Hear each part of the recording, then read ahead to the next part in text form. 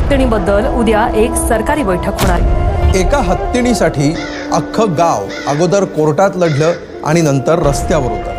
आपली माधुरी जशी वंतारामध्ये पोहोचली तसं सगळं कोल्हापूर पेटून उठले। प्रत्येक जण माधुरीला परत आणण्याचा प्रयत्न करतंय, कोण व्हिडिओ करतंय तर कोण जिओचं सिम बंद करतंय तर कोण जिओचं सिम पोर्ट करतंय। पण याचा काय फायदा आहे का? तर जिओची जर सगळीच कार्ड बंद झाली तर रिलायन्स इंडस्ट्रीजला फक्त 1% नुकसान होणार आहे, फक्त 1%। मग जितकं शक्य होईल तितकं जिओची ऍप, प्रोडक्ट तसंच त्यांचं मॉल हे सगळं वापरणं बंद करा। आणि माझं असं म्हणणं आहे की जर पेटा संस्था प्राण्यांविषयी एवढी जागरूक आहे तर तिला माधुरीचा उपचार इथं कोल्हापुरात पण करता आला असतं। गुजरातला नेताना तिचं जे हाल झालं त्याचं काय? एवढंच जर ती पेटा संस्था जागरूक असती तर तिनं आहे त्या ठिकाणी तिचा उपचार सुरू केला असतं। काय गरज काय होती माधुरीला गुजरातला न्यायची? सगळा पैशाचा खेळ चाललाय, बाकी काही नाही। उद्या जरी पेटा संस्था आली आणि शेतकऱ्यावर गुन्हा दाखल केला तर गायी, म्हशी आणि बैलांना हे गोट्यात बांधून त्यांच्याकडून जबरदस्ती काम करून घेतात। असा जर गुन्हा दाखल केला आणि तुमच्याच गोट्यातली गाय जर गुजरातला नेऊन ठेवली तर तुम्हाला कसं वाटणार? त्यामुळे जरा विचार करा। आणि आता तर यांनी हद्दच केली, म्हणजे आमच्यासारख्या क्रिएटरला पैसे द्यायचं आणि माधुरीवर कसं अन्याय आणि अत्याचार होत्या हे व्हिडिओतून दाखवायचं। आणि काही क्रिएटर तर पैशाच्या आरी जाऊन माधुरीचं खोटं व्हिडिओ व्हायरल करत आहेत। त्यामुळे आपला लढा सुरूच ठेवा आणि हा व्हिडिओ बघितला तर शेअर करा। आणि आता हे माधुरी विषयीचे व्हिडिओ उद्योगपती डिलीट करत आहे, त्यामुळे हा व्हिडिओ राहील नाहीतर डिलीट होईल, पण आपला लढा सुरूच ठेवा, कारण माधुरी आपल्या हक्काची नाही, कुणाच्या बाप्पाची।